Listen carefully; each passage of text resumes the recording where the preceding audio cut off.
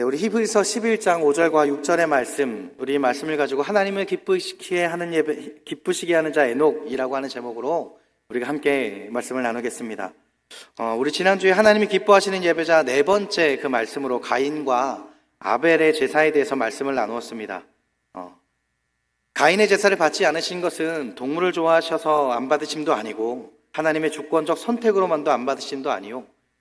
가인의 그 삶이 하나님을 경외하는 삶이 아니었기에 그 마음 없이 드리는 그 예배를, 그 제사를 하나님이 받지 않으셨다라고 말씀해 드렸습니다. 그러나 아벨은 그 삶이 곧 예배와 같은 삶이었기에 하나님께 의로운 자라 하시는 증거를 받았다라고 성경은 말씀하고 있습니다. 그가 죽었으나 그 믿음으로써 지금도 말하는 믿음의 선진이 되었다라고 말씀하고 있어요. 우리가 드릴 영적 예배는 곧 우리의 삶이 투영되는 예배이고, 그렇게 우리의 삶 자체가 하나님께 드리는 영적 제사가 되어야 한다라고 우리가 계속 그 동일한 말씀을 전하고 있습니다. 하나님 기뻐하시는 예배자 시리즈가 끝나기 전까지는 아마 계속 반복해서 말씀드리지 않을까 합니다.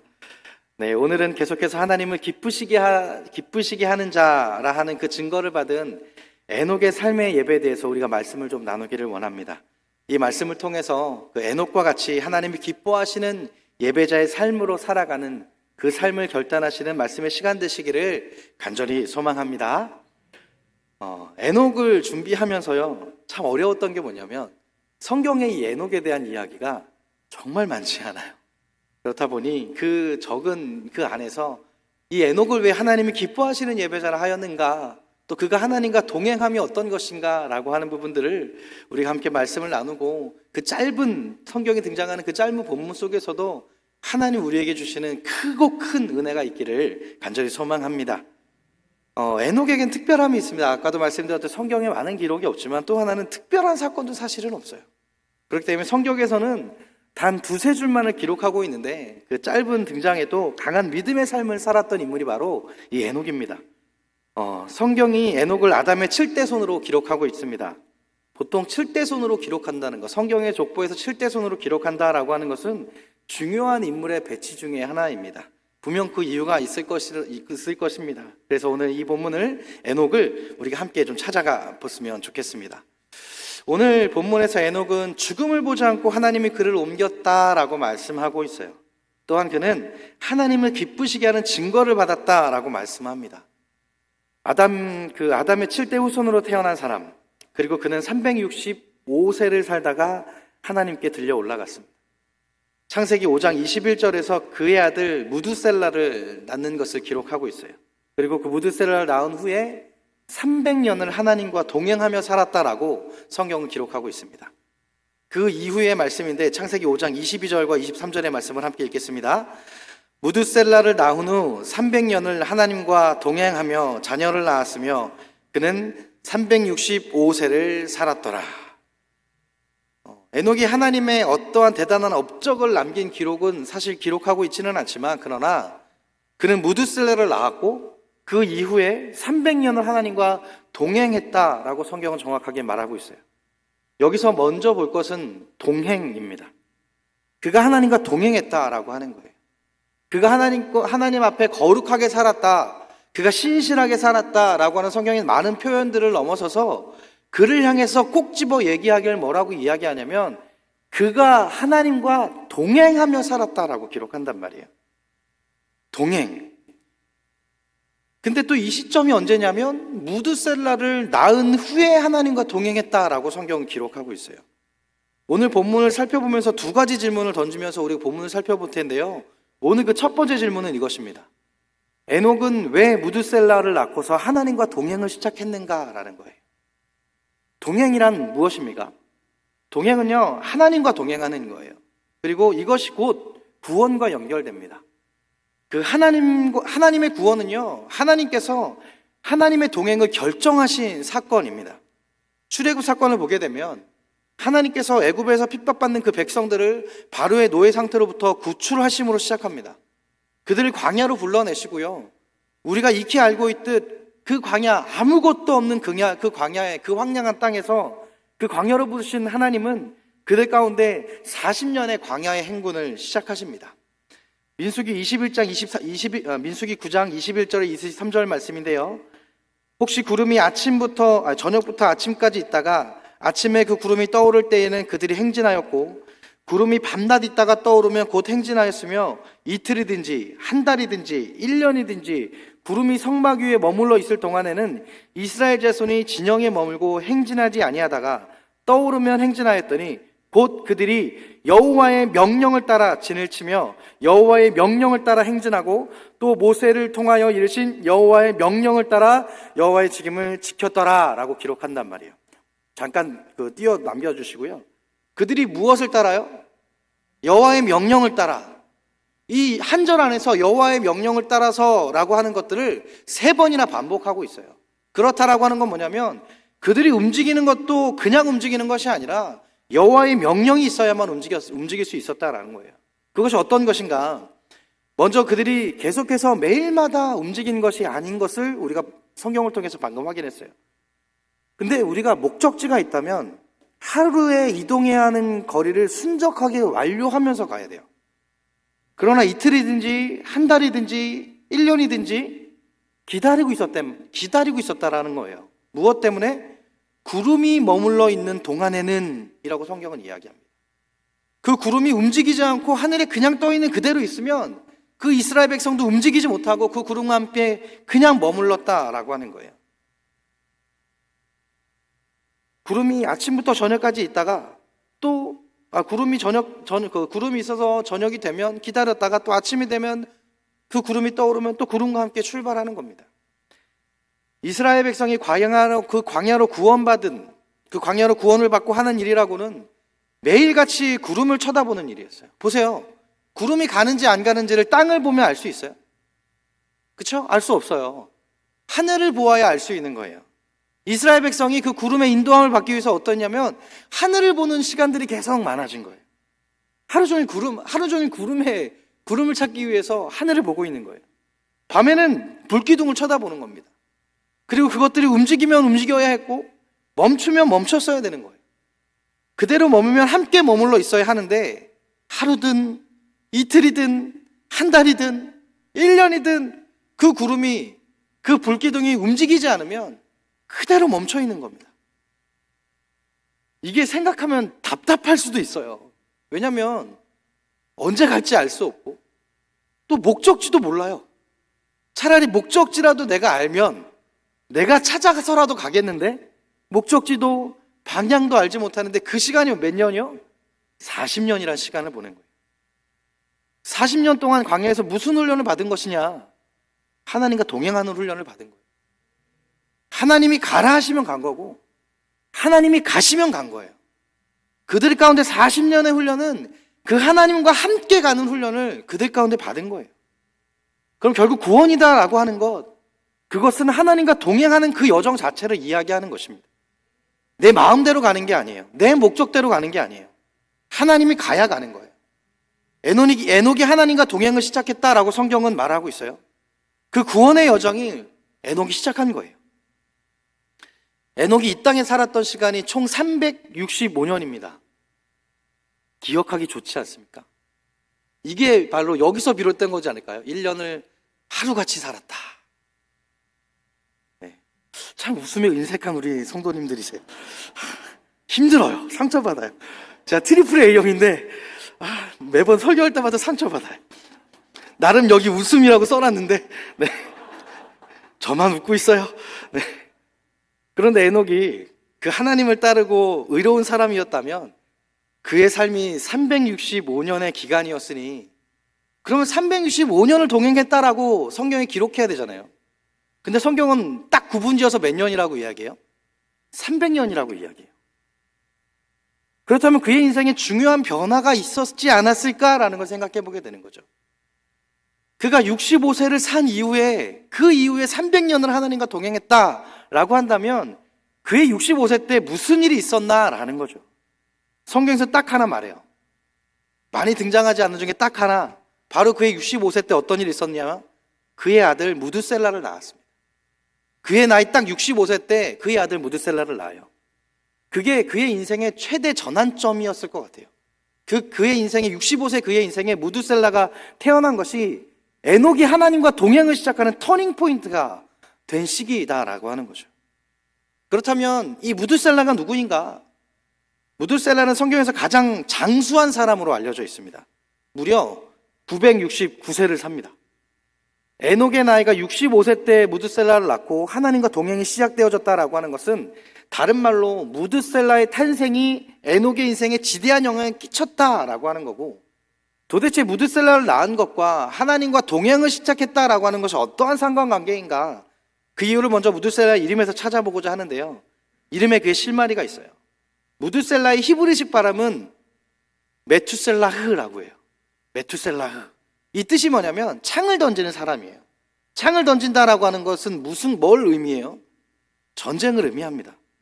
올림픽에 보면 창 던지기 아시죠? 육상 종목 중에 창 던지기가 있는데 바로 그거예요. 그 전쟁에서 비롯된 것이 바로 그 창 던지기입니다. 가장 멀리 던지는 사람이 금메달을 따는데, 이 당시 고대 전쟁에는 어떠했냐면 적이 찾아오게 되면 성 밖에서 그들과 육탄전을 벌이는 거예요. 그리고 그 육탄전을 벌이면서 그들이 적군에게 져서 아군이 밀리게 되면 성 쪽으로 올 거 아니에요. 그 성 쪽으로 올 때에 이 마지막 방어선에 있는 게 누구냐면 이 창을 던지는 사람들이 마지막에 있습니다. 그들은 메투셀라흐라고 하는 거예요. 그들이 창을 던져서 다가오는 그들을 진압해야 했었어요. 근데 만약에 그들이 창을 던져서 저지를 하지만 그것조차 막지 못하게 되면 최후의 방어선인 이들이 무너지게 되는 거고 전쟁이 끝나는 겁니다. 그래서 전쟁에서 이 메투셀라후가 죽는다라고 하는 것은 결국 그들의 죽음이 되는 거예요. 전쟁에서 지는 거예요. 성이 함락되는 거고 나라가 패망하는 거고 멸망하는 것이다라고 하는 의미를 갖고 있는 거예요. 그래서 무드셀라의 이름을 그 사전적 의미로 해석하게 되면 어떤 의미냐면 이 사람이 죽으면 죽음을 당하게 된다, 심판을 당하게 된다라고 하는 뜻을 가지고 있는 거예요. 아까 창 던지는 사람이 죽으면 전쟁이 끝난다라고, 패망한다라고 말씀을 드렸잖아요.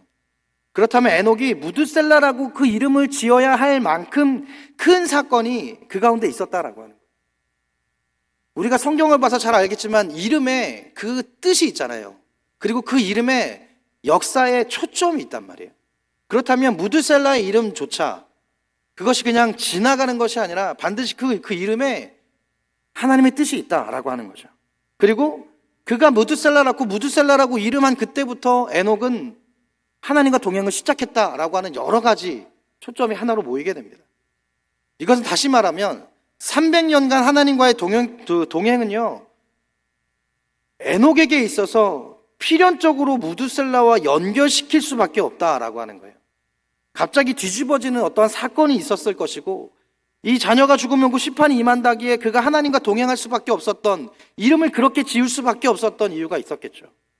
동행에 대해서 어떤 의미를 살펴보고, 동행에 대해서 우리가 다시 한번 또 그 의미를 살펴보기를 원하는데, 동행은 함께 걷는 겁니다.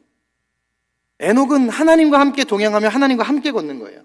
근데 이게요, 우리가 연인과 걷듯이 그냥 옆에서 그 사람을 바라보며 앞도 바라보며 이렇게 가는 동행의 모습이 아니에요. 하나님과의 동행의 모습은 그 주체가 다릅니다. 그 동행의 주어가 하나님께 있는 거예요. 하나님이 에녹을 그 앞에 앞세워서 그 인생을 떠밀어 가고 계시는 거예요. 마치 목자가 양떼를 몰듯이 그의 인생을 하나님이 떠밀고 가는 것이 하나님과의 동행입니다. 우리가 하나님과 동행하기 원합니다라고 하는 고백은 뭐냐면, 하나님 나의 온 인생에 하나님이 주어가 되어 주시옵소서라고 하는 고백이에요. 내 인생을 떠밀듯이 하나님의 방향으로, 하나님의 목적지로 나를 이끌어달라고 하는 의미입니다. 내 인생의 주관자가 누구세요? 하나님이 되시는 거예요. 내 인생의 목적지가 누가 되는 거예요? 하나님이 되는 거예요. 하나님의 목적지가 내 목적지가 되는 거예요. 이것이 하나님과의 동행입니다. 이것이 구원을 받은 백성이 하나님과 동행하는 의미예요. 이것이 그리스도인의 동행입니다.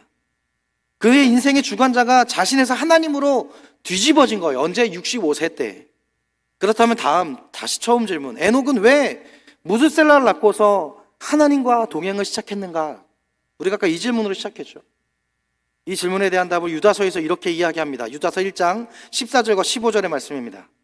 아담의 칠대손 에녹이 이 사람들에 대하여 예언하여 이르되, 보라, 주께서 그 수만의 기록한 자와 함께 임하였으니 그는 뭇사람을 심판하사 모든 경건하지 않은 자가 경건하지 않은 죄인이 주를 것을 한 모든 완악한 말로 말미암아 그들을 정죄하려 하심이라 하였느니라. 이 말씀은 에녹이 하나님의 계시를 받은 말씀인 거예요. 그 말씀을 유다가 인용하고 있는 것이고 15절의 말씀이 그 에녹이 자신의 시대의 사람들에게 전해야 했던 말인 거예요. 이 시대의 사람들에게 함축적으로 표현하고 있는 거, 그거 경건하지 않은 사람들이라고 표현하고 있어요. 경건하지 않은 사람들, 하나님에 대한 두려움이 없고 하나님을 떠나 사는 사람들을 말하는 것이에요. 그 사람들에 대해서 에녹이 하나님의 전달자의 역할을 했다라고 하는 겁니다. 그렇다면 우리가 아까 시작에 던졌던 그 질문에 답이 되는 거죠.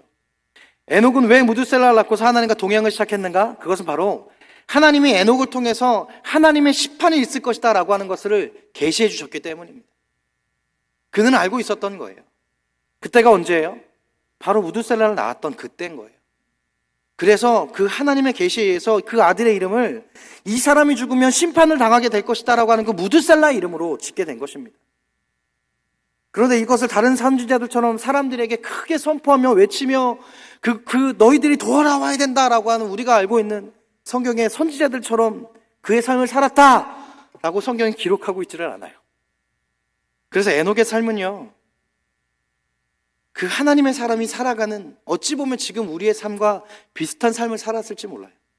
그는 삶을 통해서 그의 삶이 하나님과 동행하는 삶이다라고 하는 그의 삶을 통해서 사람들에게 메시지가 되는 삶을 살았을 것이에요. 그래서 성경에서 그의 직접적인 삶의 기록은 없어도 하나님과 300년을 동행하며 살았다라고 그 삶을 함축적으로 표현하고는 있지만 후에 히브리서에서 더한 표현으로 이렇게 기록하는 거예요. 오늘의 본문입니다. 우리 오늘의 본문의 말씀을 한 번 더 함께 읽겠습니다. 히브리서 5장 11장 5절에서 6절입니다. 시작. 믿음으로 에녹은 죽음을 보지 않고 옮겨졌으니 하나님이 그를 옮기심으로 다시 보이지 아니하였느니라. 그는 옮겨지기 전에 하나님을 기쁘시게 하는 자라 하는 증거를 받았느니라. 믿음이 없이는 하나님을 기쁘시게 하지 못하나니 하나님께 나아가는 자는 반드시 그가 계신 것과 또한 그가 자기를 찾는 자들에게 상 주시는 이심을 믿어야 할지니라. 믿음이 없이는 하나님을 기쁘시게 못한다라고 이야기하고 있어요. 그리고 하나님을 찾는 자들에게 반드시 그 상 주시는 이심이다 라고 말씀하고 있어요. 에녹의 모든 가치는 하나님께 초점이 있다라고 하는 거예요. 하늘에 계신 하나님을 보는 거예요. 우리는 땅을 보는 자가 아니라 하늘을 보는 자입니다. 광야에 있었던 이스라엘 백성에게 하나님은 하늘을 보는 훈련을 시키셨습니다. 하늘의 구름이 그들을 덮어줬어요. 하늘의 구름이 땅의 그림자를 만들어줬습니다. 그들로 광야의 뜨거운 햇볕을 막아서 땅의 그림자를 들이움으로 그들을 태양에서 피할 수 있게 하셨습니다. 그 그림자에 얼마나 시원한지 아십니까? 여러분 혹시 그런 경험 해보신 적 있습니까? 햇볕이 뜨거워서 되게 더운데 구름 때문에 일어나는 그 구름 밑에 들어가게 되면요, 정말 생각지 못하게 굉장히 시원합니다. 제가 몽골에 선교 갔을 때 저도 느꼈거든요. 완전 오지로 가서 말을 탈 수 있는 기회가 생겨서 나름 말을 타고 나가봤어요.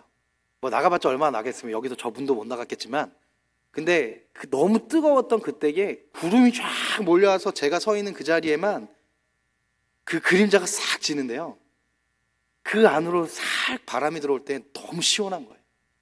이스라엘 백성이 40년의 광야 생활은 그 광야의 뜨거운 가운데서도 하나님이 주시는 그 구름 밑에 있어서 그들이 뜨겁지 않게 하나님을 따라갈 수 있었던 거예요. 그렇다면 우리가 그 그림자를 사모할 수도 있잖아요. 땅에 대한 그 그림자를 볼 수도 있겠지만 하나님은 그 40년을 통해서 그 그림자의 원천이 되는 하늘을 바라보게 되는 거예요. 우리는 그림자가 있는 땅을 보면서 그림자가 있는 곳을 찾아 들어가는 우리의 삶이었다라고 한다면, 이스라엘 광야의 40년은 그들이 땅을 보며 그림자를 찾았던 그들이 그 그림자를 만들어주는 것은 하늘에 있는 구름이고 하늘에 속한 하나님이다라고 하는 것. 그래서 그의 시선이 땅이 아니라 하늘을 보게 하는, 하나님을 바라보게 하는, 그리고 그 하나님을 바라보며 동행하게 하는 훈련을 하나님 시키셨다라고 하는 거예요. 그들로 지키시는 분이 땅의 하나님이 아니고 하늘의 하나님이다라고 하는 것을 말씀하고 있는 거예요. 우리의 믿음이 하늘을 향해 있어야 하는 거예요. 그것이 하나님이 기뻐하시는 것입니다. 하늘에 하나님을 바라고 찾는 자들에게 하나님의 계시, 그 말씀을 주시고 상 주시는 하나님이시다라고 하는 것, 그것은 우리가 다시 그 믿음의 본질을 찾아야 하는 거예요. 그래서 에녹은 하늘을 보며 하나님과 동행한 겁니다. 그래서 에녹은 하나님 그 계시로 받은 그때부터 하늘의 하나님을 바라보며 그의 삶을 하나님께 점점 드리는 시간들을 보낸 것이고, 그 300년을 통해서 하나님의 마음을 흡족하게 하는 하나님의 사람이 되어졌다라고 하는 겁니다.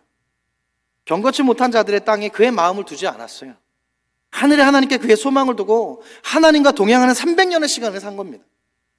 그러니 땅에 묻혀 썩어질 수밖에 없었던 그를 하나님 그 땅에 머물지 않고 그를 죽음을 보지 않고 하늘로 올려셨다라고 말씀하고 있어요. 성경에서요, 죽음을 보지 않고 하늘로 올려간 사람이 딱 3명입니다. 오늘 우리 본문의 에녹, 그리고 엘리야, 그리고 예수 그리스도. 모두 하나님과 동행한 믿음의 표본이고요. 그리고 그렇기에 에녹은 하나님의 계시를 받고 그의 아들의 이름을 무두셀라라고 지었던 거예요. 아버지가 그의 아들의 이름을 자주 부르지 않습니까? 그렇지 않았겠어요? 에녹이 그 아들 무두셀라라고 하는 그 이름을 부를 때마다 그는 인생을 다시 볼 수밖에 없었을 거예요.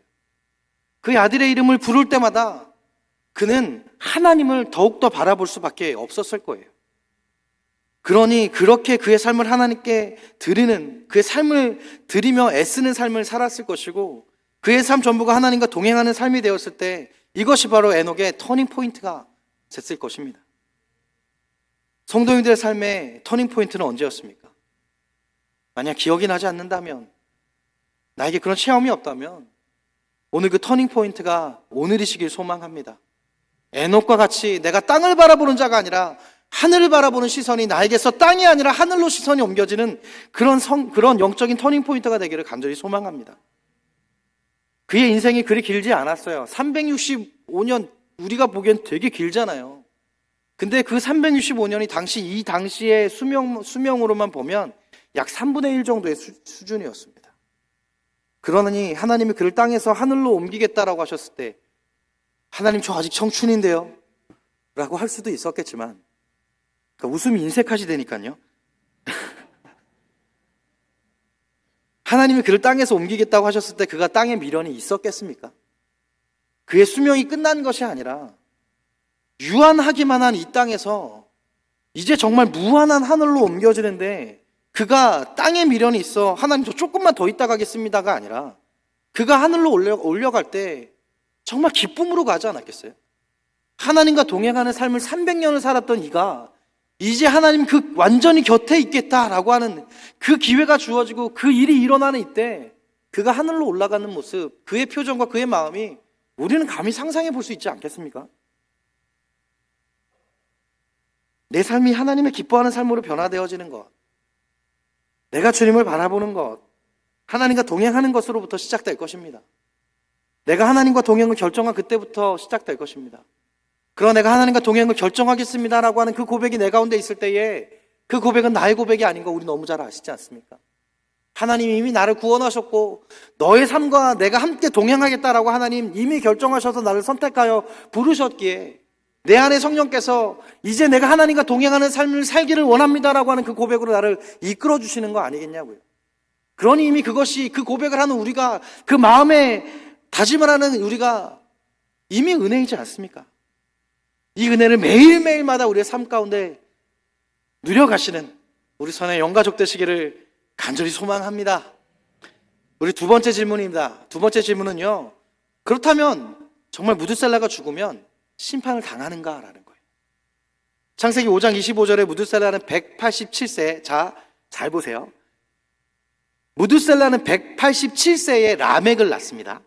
그리고 그 라멕은요 182세에 노아를 낳아요. 그럼 노아의 할아버지가 누구예요? 네, 무두셀라예요. 점점 자신을 잃어가세요. 자, 다시요. 무두셀라가 187세에 라멕을 낳아요. 그리고 그 라멕이 182세에 노아를 낳아요. 그러면 노아의 할아버지가 누구라고요? 무두셀라. 그렇죠. 쉽죠? 어렵지 않아요? 그러면 다시 한번 질문. 노아가 태어났을 때 그 무드셀라의 할아버지 무드셀라의 나이가 몇 살? 360? 네, 9세요. 야, 네, 369세에 노아가 태어나는 거예요. 무드셀라의 나이 369세에. 이해 안 되세요? 이해하셨죠? 다시 계산 안 해드려도 되죠? 네. 혹시 모르시겠으면 옆 사람한테 물어보세요. 그리고 그 무드셀라가 언제 죽냐면 969세에 죽어요. 자, 그럼 우리가 이제 다시 또 계산을 할 거예요. 자, 노아의 나이가 몇 살일 때 무드셀라가 죽을까요? 자, 다시 계산할게요. 자, 노아가 태어났을 때 모세의 나이가 몇 살이라고요? 노아가 태어났을 때 무드셀라의 나이요. 아까 우리 말했잖아요. 365세는 에녹의 나이였고요. 369세, 그렇죠? 369세. 그리고 무드셀라가 몇 살에 죽어요? 969세. 자, 그러면 다시 질문. 노아가 몇 살 때 무드셀라가 죽어요? 할아버지 무드셀라가. 600. 네, 아직 계산 안 되시는 분 있어요? 그런 분들은 옆에 계신 분들을 이렇게 한번 물어보고 다시 오세요. 자, 그럼 노아의 나이 600세에 할아버지 무드셀라가 죽는단 말이에요. 자, 계산 되셨어요? 자, 그 계산 안 되신 두 분끼리 얘기해봐야 소용없어요. 네.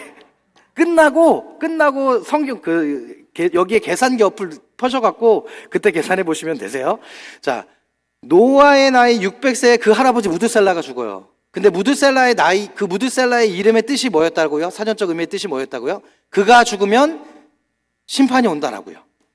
자, 노아의 나이 600세의 할아버지 무드셀라가 죽습니다. 그러면 다시 질문.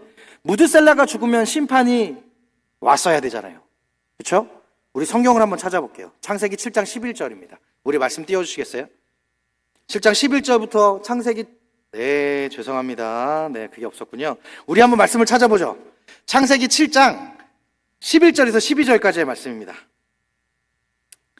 창세기 7장 11절에서 12절까지의 말씀. 네, 제가 가진 성경 두 쪽입니다. 창세기 7장 11절에서 12절의 말씀입니다. 자, 우리 찾으셔서 한 목소리로 함께 고백하겠습니다. 노아가 600서 되던 해 둘째 달 곧 그 달 여든의 날이라. 그날에 큰 기품의 샘들이 터지며 하늘의 창문이 열려 40주야를 비가 땅에 쏟아졌더라. 여러분, 우리 이 사건 너무 잘 알죠? 어떤 사건이에요? 노아의 홍수 사건이에요. 노아의 홍수 사건이 노아의 나이 몇 세 때 일어나요? 600세 때 일어나요. 무드셀라가 죽었을 때 노아의 나이가 몇 살이었다고요? 600세. 그러면 어떻게 돼요? 에녹에게 임했던 하나님의 계시가 맞아요, 안 맞아요? 맞을 수밖에 없는 거예요. 그게 하나님의 일이기 때문입니다. 정확하게 무드셀라가 죽은 그 해에 하나님의 계시대로 하나님의 심판이 일어나요. 더 이상 경건치 못한 자들을 향한 하나님의 그 심판이 임한단 말이에요. 하나님은 말씀대로 순종하며 살았던 그 노아의 가족들만 남기고요. 세상의 모든 사람들을 하나님이 쓸어버리신단 말입니다. 결국 하나님의 순적한 동행자였던 그 에녹의 후손만 남는 거예요. 그의 삶의 경고들을 무시했던 자들은요, 하나님의 경외함을 잃어버렸던 자들, 그들을 향해서 하나님은 더 이상 참지 않으시는 하나님이 그 계시대로 그 심판을 하셨다라는 거예요. 그렇다면 에녹을 통해서 주셨던 하나님은 그 계시의 말씀들을 듣고 그들 가운데 기회가 없었는가라는 거예요. 무드셀라가 태어나셨을 때 하나님이 주셨던 그 경고입니다. 그리고 그들의 허락된 시간이요, 무려 969년이에요. 무드셀라가 살아서 죽던 가장 장수했던, 성경에서 말하는 가장 장수했던 그의 삶의 시작부터 끝까지 하나님은 기다리셨어요. 약 1000년에 가까운 시간 동안 하나님은 참으시고 기다리셨단 말입니다. 그러나 1000년의 시간 동안 그들은 돌아오지 않았어요. 오히려 더 패역한 세대가 되어버리고 말아요. 창세기 4장에 가인의 후손들을 보면 잘 나와 있어요. 그들이 어떠했는지 잘 나타나 있습니다. 가인의 8대 손이었던 두발 가인은요, 이르기까지 그들은 죄의 민족이 되어버리고 말아요. 하나님은 죄의 벌에서 그를 보내실 때에 가인의 죄의 벌 때문에 그를 보내실 때 그를 죽이는 자에게 벌을 7배나 주시겠다라고 약속하고 보내셨습니다. 지켜주겠다고 약속하고 보내셨단 말이에요. 그럼에도 불구하고 그는 또 그의 후손들은요, 결국 같은 죄를 범하고 말아버립니다. 그의 입을 통해서 고백하는 말이 77배의 벌을 받을 것이다라고 고백하며 끝나요. 결국 77배의 벌로 에녹의 후손들 노아만을 남긴 채요, 가인의 후손들은요, 세상의 모든 사람들은 하나님의 진노의 벌을 받고 마는 거예요. 그렇기에 여러분, 두 번째 질문이 뭐였어요? 무드셀라가 죽으면 심판을 당하는가? 네, 하나님은 하나님의 일을 하시는 분이십니다. 이 모든 것이 어디에서 비롯됐는가? 하나님을 경외하는 삶을 잃어버린 자들로부터, 그들의 삶으로부터, 하나님 더 이상 그들을 참지 않음으로부터 비롯된 거예요. 아까 우리가 보았던 유다서의 말씀 우리가 다시 한번 볼 텐데, 유다서 15절의 말씀입니다. 이는 뭇사람을 심판하다 모든 경건하지 않은 자가 경건하지 않게 행한 모든 경건하지 않은 일과도, 죄송합니다, 많이 씹혀서, 경건하지 않은 죄인들의 주를 거슬러 한 모든 완악한 말로 말미암아 그들을 정죄하려 하심이라 하였더라. 말씀을 잠깐 띄워놔 주세요. 경건하지 않은 자들이요, 경건하지 않게 행동했던 그 일들 때문에, 경건하지 않은 죄인들이 하나님을 거슬러 한 모든 완악한 말들 때문에, 그들의 그런 행동과 말들 때문에 하나님이 정죄하신 거예요. 빼주셔도 됩니다. 그럼 우리가 하나님과 동행한다라고 하는 것 다시금 살펴보기를 원하는데, 우리가 하나님과 동행한다라고 하는 것은 뭐예요? 이들과 반대의 삶입니다. 즉 경건하지 않은 자의 삶이 아니라 어떤 삶이에요? 경건한 자로 살아야 하는 거예요. 경건한 행동이어야 하는 거예요. 경건한 삶이어야 하는 거예요.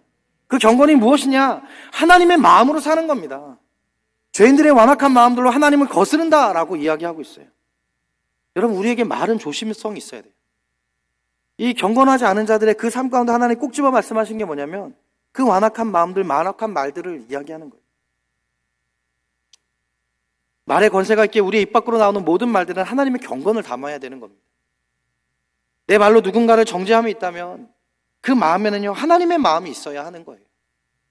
그렇게 경건한 자는요, 그 말의 뱉음도 우리 가운데 경건함이 함께 있어야 되는 거예요. 우리가 그 경건을 잃어버린 채 내 마음의 생각과 내 마음의 판단으로 누군가를 권면하는 말을 한다면, 여러분, 그 말에 또 혹시 그 영혼이 상하게 되는 마음이 있다면, 우리가 그 하나님 앞에 그 말을 다시 드려 우리가 회개해야 하는 겁니다. 그것이 완악하지 않은 자의 말입니다. 그것이 오히려 거룩한 자의 행동인 겁니다. 경건한 자, 거룩한 자라고 해서 우리가 아무런 것도 없이 하나님 앞에 그저 이쁘게 거룩하게만 살아가는 것이 경건한 자의 삶이면 좋겠지만, 그러나 우리는 인간이기에, 그러나 우리는 세상 속에 있기에, 그러나 우리 마음 가운데 있는 옛 사람의 마음 때문에 우리는 언제든지 죄 가운데 들 수밖에 없는 겁니다. 여러분, 우리가 죄를 이길 수 있습니까? 죄송한 말이지만 우리로는 죄를 이길 수 없습니다. 죄가 우리보다 훨씬 큰 자들입니다. 그러나 우리가 죄를 이길 수 있는 것이 무엇입니까?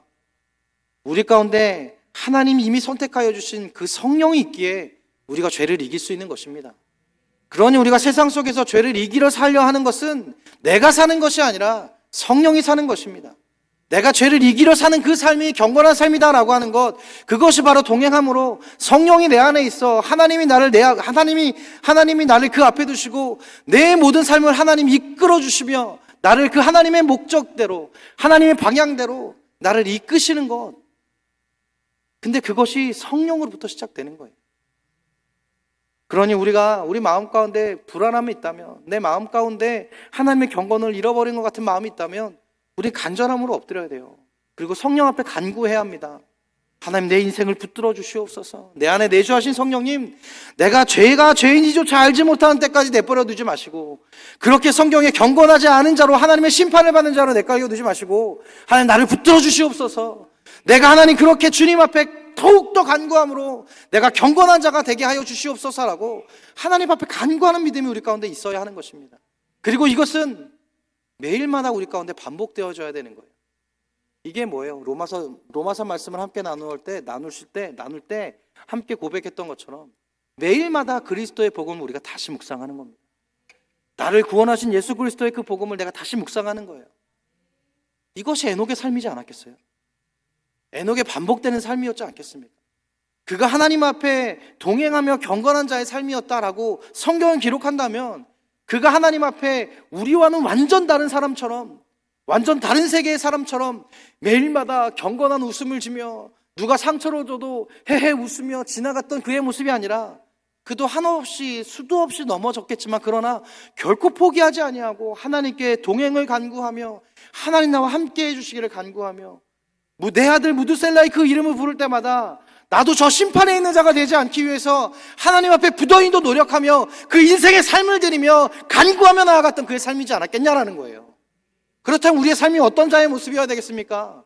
누구를 닮아가는 자의 모습이었겠어요? 에녹이어야 되지 않겠습니까?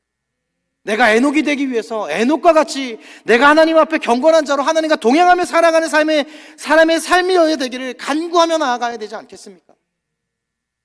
그렇다면 에녹은요, 또 하나, 세상을 바라보며 하나님의 심판 가운데 놓일 수밖에 없게 살고 있는 그들을 바라보며 그의 마음은 어땠을까요? 그는 그래 나는 너희와 다른 사람이야 라며 자기만 좋은 일로 살았겠어요? 만약에 그렇다면 성경은 에녹을 이렇게 기록하지 않았을 거예요. 아까도 말씀드렸듯 에녹에 대해서 선지자들처럼 어느 땅에 가서 어떻게 선포하면 이런 기록은 없으나, 그러나 우리가 분명하게 알 수 있는 건 에녹이 살아간 삶, 그 삶의 모습, 그 모습 자체가 이것이 경건한 자의 삶이다라고 하는 메시지로 사람들에게 전해졌을 거라는 거예요. 입술의 선포만이 사람들에게 선포가 아니라 그가 살아가는 삶의 방식이며 그의 인품이며 그의 모든 성품이 하나님의 메시지가 되었다라고 하는 거예요. 그를 향해 닮아가는 것, 즉 그리스도의 성품을 나타내며 살아가는 에녹이었을 거라고 저는 믿습니다. 우리 가운데 이런 모습 또한 필요합니다. 그리고 그는 분명 그렇게 살아가고 있는 그 주변의 사람들을 향해서 애통한 마음으로 하나님 앞에 기도했을 거예요. 저들이 돌아오기를 소망하면서 하나님 앞에 기도했을 거예요. 저들에게 심판이 있지 않기를 위해서 기도했을 거예요. 그가 무드셀라만 남겨놓은 채 그의 나이가 되어 하나님 앞에 올라갈 때 단 하나 그 마음 가운데 그 올라갈 때 걱정되던 거 하나는 저들이 무드셀라가 죽기 전에 하나님 앞에 돌아와야 할 텐데 라고 하는 마음이었지 않겠나 싶은 겁니다. 여러분, 이것이 우리의 마음이길 소망합니다. 이것이 우리의 마음이길 소망합니다. 하나님 우리 가운데 사랑을 회복하라고 말씀하셨어요. 우리가 지금 요한계시록을 보고 있잖아요, 새벽 예배 때. 그리고 요한일서를 봤잖아요. 요한일서에서 가장 많이 말한 말이 뭡니까? 사랑하라였어요. 사랑하라고요. 그 사랑하는 것, 사랑을 회복하는 것, 그것이 너희가 사는 것이고 너희가 사는 것이고 교회가 사는 것이다라고 말했어요. 내가 사랑해야 하는 것, 내가 성도를 사랑하는 것이 교회가 그 이단들로부터 핍박하는 자들로부터 교회가 넘어지지 않고 쓰러지지 않고 버텨내는 시작이다라고 요한일서에서 요한 사도는 계속 이야기합니다. 그리고 책망함도 있습니다. 요한계시록에서 교회를 책망할 때 너희가 첫사랑을 잃어버렸다라고 고백해요. 그 첫사랑은 하나님과의 첫사랑도 있겠지만 또 하나는 성도 간의 사랑을 잃어버렸다라고 얘기해요. 너희가 성도를 사랑하는 것을 잃어버렸다라고 이야기합니다. 성도와 관계가 무너진 거예요. 내 옆에 있는 사람조차, 나와 함께 교회를 지키는 사람조차, 나와 함께 믿음 생활하는 사람조차 내가 사랑하지 못하는데 세상에 어떤 자에게 에녹과 같이 하나님의 말씀을, 하나님을 전할 수 있겠습니까? 내가 내 옆에 있는 사람조차 사랑하지 못하는데 우리가 누구를 품을 수 있어요? 그런 요한 사도는 이야기한 거잖아요. 그 교회를 통해서, 그 교회를 향해서 너희가 성도의 사랑을 회복하라고, 그것이 너희가 살아날 수 있는 거라고, 그거 너희가 함께 버텨낼 수 있는 것이다 라고요. 우리가 더욱 사랑하기를 소망합니다. 우리가 더욱 사랑하기를 소망합니다. 우리가 누군가의 애통한 기도 제목을 놓고 함께 기도할 때 나도 눈물을 흘리며 기도하는 애통한 사랑의 성도의 그런 관계가 되는 우리들이길 간절히 소망합니다. 여러분 옆에 내 가족이 슬퍼 힘들어 쓰러져 있는데 그것을 보고 그냥 지나갈 가족은 없어요. 우리는 하나님의 부르받은 서연의 영가족입니다. 그렇게 우리는 서로를 살펴야 되는 거고요. 누군가 아파 힘들어한다라고 하면 그를 붙잡아야 되는 거예요. 말씀을 마무리하겠습니다. 에녹은 그의 나이 65세 때까지 세상과 구별되어 살지 못했었어요. 그러나 세상과 함께 살았을 거예요. 그러나 하나님 그를 사랑하셔서 그에게 하나님의 계시를 주십니다. 그리고 그의 아들의 이름을 이 사람이 죽으면 심판을 당하게 될 것이다 라고 하는 무드셀라라고 이름하게 되고, 그의 삶에 경건한 채찍질을 하며 살게 돼요. 하나님과 동행하는 삶을 살기 위해서 애씀의 300년의 시간을 보냈던 그였을 것입니다. 그러나 그것은 축복일 수밖에 없는 것이 바로 그 시간이 하나님과의 동행이었기 때문입니다. 이것이 그리스도인의 삶이에요. 나의 삶의 목자인 하나님께 나의 주도권을 드리는 삶이었어요. 하나님과 동행하며 경건한 삶이었어요. 동행하는 삶에는 완악한 말이 있을 수 없습니다. 동행하는 삶에는 하나님을 거스르지 않는 거예요.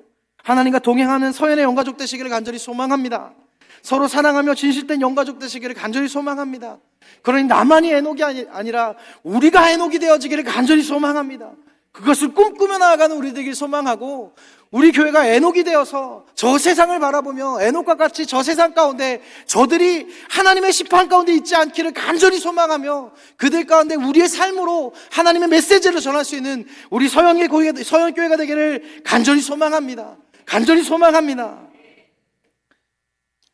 우리는 그렇게 부름받은 하나님의 동역자라고 하는 것 잊지 아니하고, 오늘도 우리가 그 고백을 들고 하나님 앞에 나아갈 때 하나님 우리를 향해서 너무나도 기뻐서, 하나님 너무나도 기뻐서 죽음을 보이지 않고 하늘로